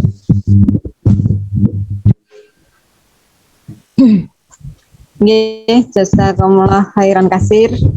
Pertama kepada Ustadz Taufik yang sudah memberikan pencerahan kepada kita semua. Ilmunya Masya Allah, speechless saya Ustadz. Begitu heroik ya apa yang disampaikan, mudah-mudahan bisa menjadi pemicu bagi anak-anak untuk semakin memperbaiki diri, sebagaimana tadi yang sudah disahkan, sudah disampaikan di dalam materi Ustadz Dafiq. Anak-anakku sekalian, mudah-mudahan dari yang beliau sampaikan tidak hanya sekedar didengarkan, tapi dicatat ya, hingga masuk ke dalam otak kita, ke dalam niat kita, azam kita, tekad yang kuat ya, sebagai attitude tadi itu, sehingga kita ya, terutama antum semua, anak-anak semua ya, bisa memiliki keinginan, azam yang kuat untuk menjadi lebih baik ya, menjadi lebih baik, menjadi generasi penerus perjuangan ya di negeri kita ini. Kalian adalah calon-calon pemimpin, kalian adalah calon-calon ulama pejuang ya, yang nanti akan mewarnai negeri ini dengan keindahan akhlak kalian, kepemimpinan kalian yang adil dan sebagainya ya. Kita hanya bisa menjadi wasilah atau sarana untuk memberikan pendidikan, mentransfer ilmu, tapi yang lebih penting adalah bagaimana kalian menerima ilmu itu kemudian diaplikasikan dalam kehidupan ya. Itu saja, mungkin sekali lagi jazakumullah khairan katsir pada Ustadz Dafiq.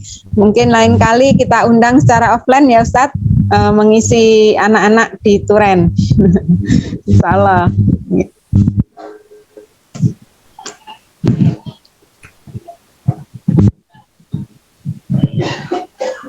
Baik ya, syukran, jazakallahu khairan atas sambutan dan perkataannya. Dopamin itu, antum lebih tertarik dengan itu. Penasaran. Penasaran. Aduh, ini membahasakannya nih mudah-mudahan bisa dipahami ya. Jadi dopamin itu apa ya? Dia merupakan baterai saya low. Dopamin itu merupakan hormon yang ada di dalam tubuh manusia lah ya, yang berperan untuk menyampaikan rangsangan ke seluruh tubuh nih teman-teman. Jadi rangsangan itu ya cairan itu gitu ya. Apa sih dopamin itu? Artinya hormon pengendali emosi yang dapat mempengaruhi berbagai aktivitas manusia nih ya. Nah, itu kalau digambarkan di otak itu di bagian belakang nih teman-teman. Saya nggak ada lupa ini ya, menampilkan di slide. Yang jelas cairan itu cairan yang keluar saat kita itu merasakan kebahagiaan gitu loh. Nah, kebahagiaan itu dilahirkan saat seseorang itu mengalami puncak biologisnya ya. Nah, itu nanti ketika sudah menikah itu ya. Nah, orang yang belum menikah kalau itu sering keluar bahaya, nanti antum akan naudzubillah min dzalik ya. Apalagi sampai melakukan perzinahan dan sebagainya, naudzubillah. Jadi seperti itulah gambarannya begitu. Dia ada positifnya juga, tapi ketika dia belum waktunya maka justru akan negatif dampaknya. Teman-teman semua itu ya. Alhamdulillah. Yang berikutnya ini langsung saya baca aja kali ya nih. Ya, betul.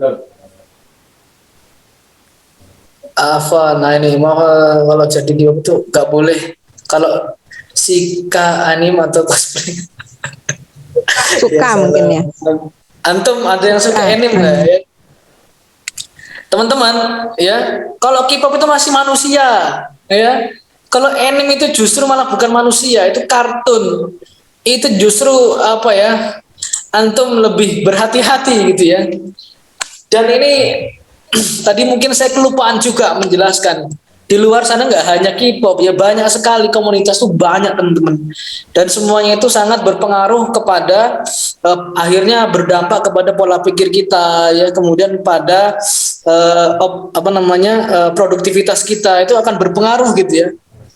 Anime itu nggak sembarangan juga, dan saya juga temukan cuma prosentasenya lebih sedikit ketimbang K-pop ya, yang saya teliti, yang saya identifikasi di lingkungan pesantren terutama. dan itu juga lumayan. Jadi imajinasinya itu terkadang akan berlebihan ya, dan itu yang perlu antum waspadai juga. Sesuatu yang berlebihan itu akan menimbulkan efek yang tidak baik. Innallaha la yuhibbul musrifin, kan begitu ya, yang pokoknya yang berlebihan itu tidak baik. Sekarang saya tanya ya, hobi-hobi itu kira-kira gitu ya bisa menghambat produktivitas atau tidak? Kalau ternyata ya waktu produktif kita itu lebih banyak ke sana, dihabiskan untuk ke sana, maka kita akan mengatakan kita akan sudahi semua itu teman-teman ya. Karena ada yang lebih besar yang harus kita selesaikan, yaitu cita-cita kita yang tidak tahu itu kapan tercapainya, sedangkan usia pun kita nggak tahu kapan berakhirnya. Ya, orang-orang sukses itu dia terkadang mengalami fatroh-fatroh atau masa-masa menyakitkan di awal karena dia tahu bahwasanya di akhir hidupnya dia akan menemukan kedamaian dan keberhasilan dalam hidupnya. Namun orang-orang yang kebiasaan menghabiskan waktu untuk sesuatu yang tidak linear dengan tujuannya, misal nih antum mau ke Surabaya tapi kelamaan jajan mampir ya, sehingga apa, belum nyampe Surabaya ternyata akses ke sana sudah nggak bisa, ditutup atau apa misalnya gitu ya. Atau kayak saya misalnya, saya mau ke Pangkalan Bun, saya mau Kalimantan Tengah, tapi kalau saya nggak segera, tiket pesawat itu akan hangus teman-teman. Tiket pesawat tuh beda dengan tiket bis, dia akan hangus ya, dan bahkan ketika dia sudah terbang itu nggak bisa balik lagi pesawat gitu ya. Nggak mungkin balik hanya untuk jemput kita yang ketinggalan gitu. Jadi seperti itu gambarannya. Saya pikir ya, hobi-hobi itu mestinya yang larinya kepada fisik kita, teman-teman semua. Nah, fisik ini jauh lebih penting karena al-mu'min al-qawi khairun minal mu'min ad-dhaif. Kan begitu ya. Nah, coba antum lihat ya, orang yang kelamaan, mohon maaf nih, yang menghabiskan pandangan matanya di layar gadget atau di layar laptop, itu bukankah sudah banyak ya kan fakta-fakta yang menunjukkan tentang penyakit-penyakit itu, sehingga justru malah dia membuat tidak produktif. Maka akan saya katakan ya kepada siapapun, kepada wali santri, saya tertarik dengan jawaban Ustadz Budi Azhari ya dalam hal ini ya. Kenapa? Beliau pernah ditanya, Ustadz gimana nih cara mengobati anak saya yang kecanduan nge-game, kecanduan nonton sinetron, kecanduan apa tadi itu namanya anime tuh banyak ya, nanti komik-komik itu banyak sekali. Bahkan dulu kami di pesantren sampai 2 karung Ustadz, 2 karung itu nyita komik waktu di Husnul itu kita bakar langsung gitu ya, 2 karung itu enggak sih, dan itu punya dampak negatif masing-masing ya. Jadi terus terang itu sangat berbahaya sekali. Dan apa jawaban beliau? Menarik, nggak ribet gitu ya. Apa kata beliau? Kalau anak sudah kena penyakit dan penyakitnya ketahuan penyebabnya, ya sudah buang penyebabnya gitu. Itu kata beliau. Kecanduan apa, ya sudah ambil HP-nya gitu loh.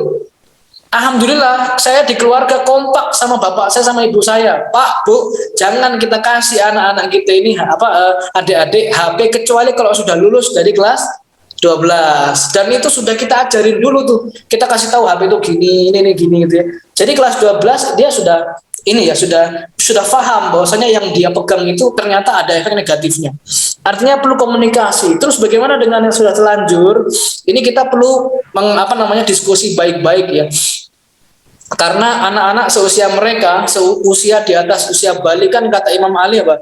Bukan lagi diadibuhum tapi sohibuhum, jadikan dia sahabat. Kemarin ada seorang santriwati ya, kebetulan alumni di pesantren, adik saya sendiri ya, ibunya pernah nangis ngomong gini ke saya, Kak, ibu nih kangen banget sama cerita adikmu. Selama liburan 1 bulan itu nggak pernah cerita kayak dulu sampean cerita ke ibu. Itu artinya banyak waktunya dipakai buat HP. Akhirnya apa? Saya ajak dia ke Malang ya, saya ajak ngobrol, saya ajak makan gitu ya.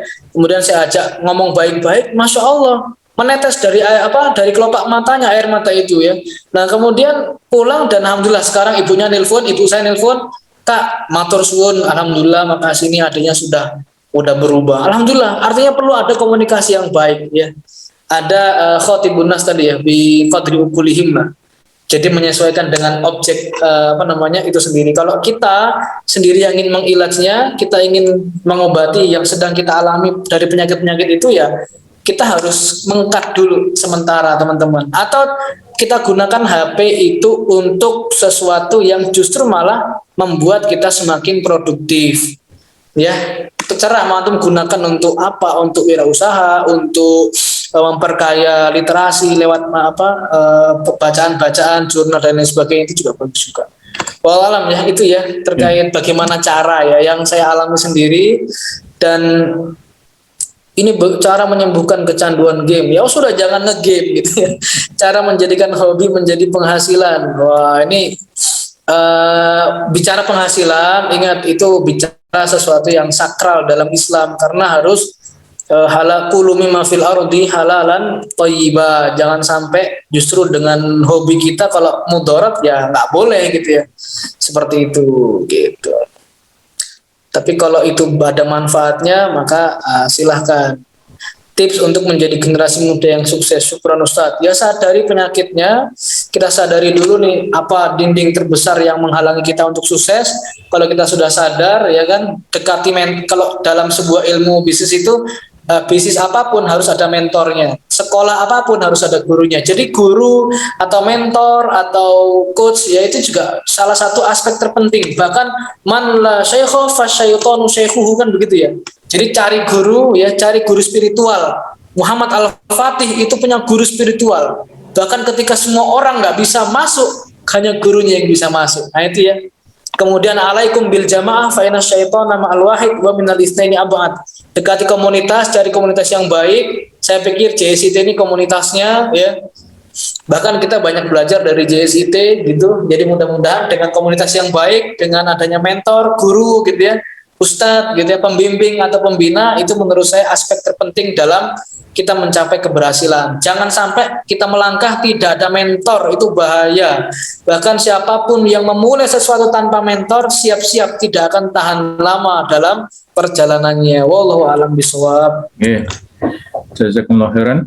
Ustaz Taufik, Masya Allah ya, banyak sekali nasihat dari beliau. Kemudian anak-anakku sekalian bisa menyimpulkan ya, bisa memahami, menyimpulkan, dan sekaligus yang lebih penting apa? Melaksanakan ya. Jangan lupa dihimpun tulisannya yang baik ya, resumnya ataupun kesimpulannya ditulis yang rapi, nanti pada saat masuk akan disetorkan kepada para pengasuh ya. Baiklah, kita sampai pada penghujung acara. Sekali lagi terima kasih atas nasihat dan banyak ilmu yang disampaikan oleh Ustaz Taufik dan anak-anakku sekalian. Mudah-mudahan ya, kami selalu berharap semoga semuanya baik-baik semua di rumah. Kebiasaan-kebiasaan yang baik di pondok, di boarding, di sekolah, tolong dengan istiqomah ya, bisa istiqomah dilaksanakan di rumahnya, menjadi contoh untuk keluarganya, untuk adik-adiknya, ya. Kemudian juga memberikan yang terbaik, khidmat, pelayanan, membantu kepada bapak ibunya. Ya, mumpung di rumah, kapan lagi bisa membantu ya? Pada saat di pondok, membantunya dengan menghafal, dengan belajar, dengan disiplin, dengan melaksanakan program pondok, mendoakan juga. Nah, kalau saat di rumah, bisa membantu dengan secara fisik. Ketahuilah bahasanya dengan birrul walidain, dengan ridho orang tua, itulah modal kesuksesan yang nanti akan didapatkan oleh anak-anakku semua di masa yang akan datang. Baiklah, terima kasih, dan mari kita tutup majelis ini dengan sama-sama membaca kafaratul majelis. Subhanakallahumma wa bihamdika asyhadu an la ilaha illa anta astaghfiruka wa atubu ilaik. Barakallahu fikum. Ila liqa.